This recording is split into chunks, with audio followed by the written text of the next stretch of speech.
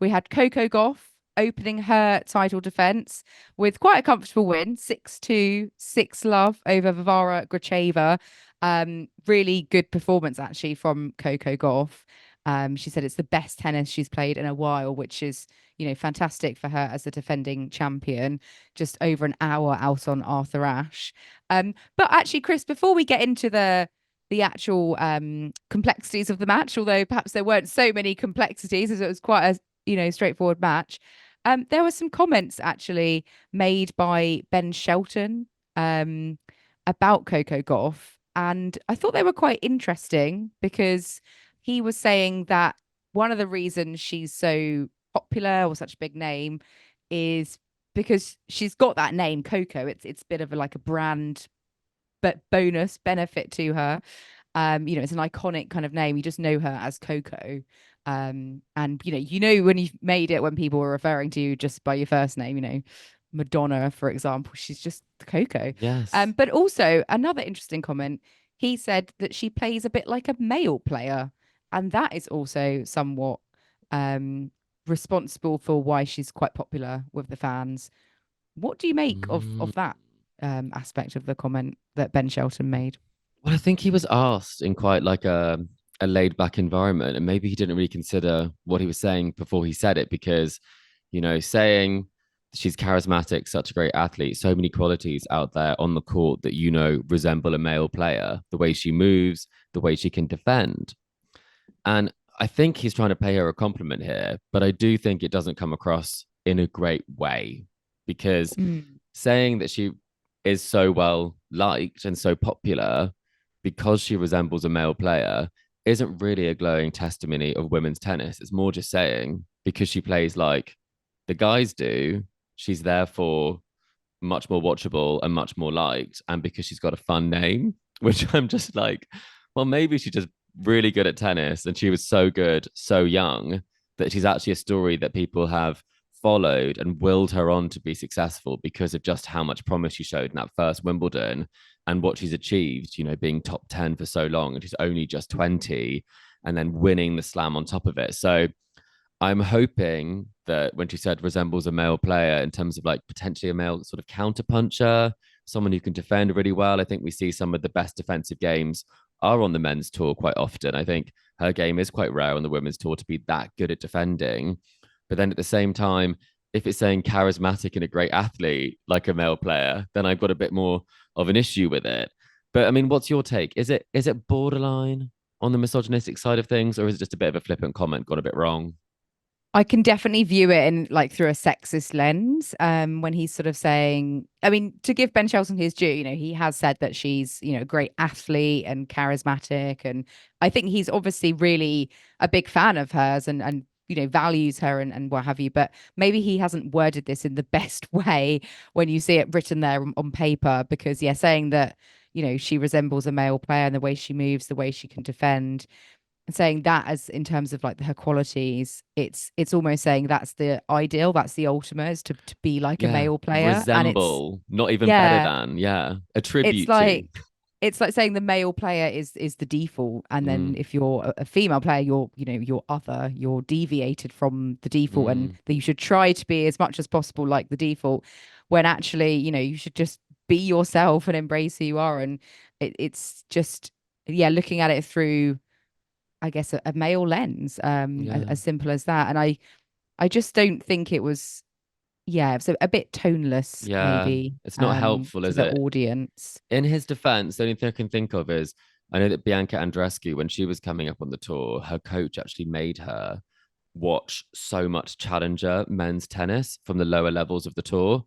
And Mm, that was so that she had a more complete game because her coach at the time said that this is where you really have to learn how to win and you're fighting for every point. And I think that was something that he didn't believe existed quite so much at some of the lower levels of the women's side of the game. I think there's a lot more plan A sometimes being executed.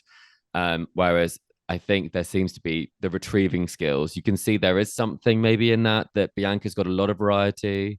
She plays with a lot of pace, spins, slices, drop shots, lobs. And that's actually something that she actually did try and emulate that sort of style of play. obviously did get her a slam, but since then it hasn't been quite as successful with the injuries that she's had. But maybe there is that element that could be kind of giving the benefit of the doubt in this case, Kim. But I mean, probably Ben and his like PR and agent would just be thinking, Ben, why did you have to Cringe. Why have you said say it? that? You could just say Leave because gender out of it. she's just because she's the best person that you know, or just say something really like nice in that moment because there are so many glowing sort of reasons why I think she's so popular. I mean, why do you think the story became so popular? Obviously, winning the US Open at home helps, doesn't it, Kim? Yeah, and I think the fact that she broke onto the scene so young, 14. we've already known her for what, 5 odd years. She's becoming a household name, and a lot of people I know who don't really watch that much tennis, they do know who she is because she has also been quite active outside of the tennis space as well. But I think that his comments about what her parents named her, as if it's sort of always been this sort of long-term branding game. That's why they've sort of like nicknamed her Coco and stuff. I Yeah, just, call me Coco. Yeah. yeah, it's. I guess I can see where he's coming from with that, but I don't know. I think you can kind of analyze it, and sometimes people just have that kind of star quality as well, which I do think she She has got. does in bucket loads. And I think the whole Absolutely. triumph against some of the results not coming and a lot of people saying they weren't going to come. I think even us at times maybe were doubting that she would necessarily get the slam after some of the results that she had last year. And she proved everyone wrong. And I think that's also that sort of character that really means she is so loved because she was able to do it despite people maybe not thinking that she would. She said all the haters fueled her fire. So maybe, not saying Ben's a hater, but maybe this will fuel her fire because she was doing a victory lap yesterday on court, Kim, when she took out Garacheva, and that was a pretty straightforward match for her. And I mean, she definitely did defend very well. She moved very well, and she did play like a great athlete to get that result. But it seemed like she was super focused out there. But also, what was quite nice is that she acknowledged the fact that it had been a bit tough, but she saw a TikTok, Kim, that gave her US Open perspective. So this is also why I think she's so liked because of these candid comments that she makes and how much she is. I mean, she is Gen Z. She is of that generation. She's very relatable in that sense that she said she saw a TikTok.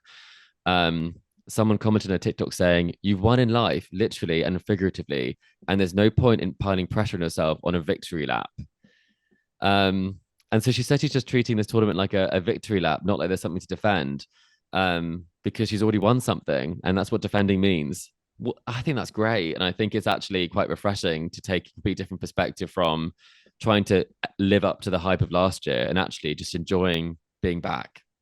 Yeah, I think that line she said about if you defend something, that means you won something, and it's sort of reframing it to put a bit less pressure on yourself and actually to just appreciate that success from last year. And you think, yeah, I've already won it, so let's just go out there and see if I could win it again, but not sort of be too daunted by it. And we saw like von Drusova at Wimbledon, the pressure and the Mm. excruciating pressure that she felt to turn up and defend and try to put herself out there when she wasn't ready. And it just, Raducanu, similar thing, you could say. exactly.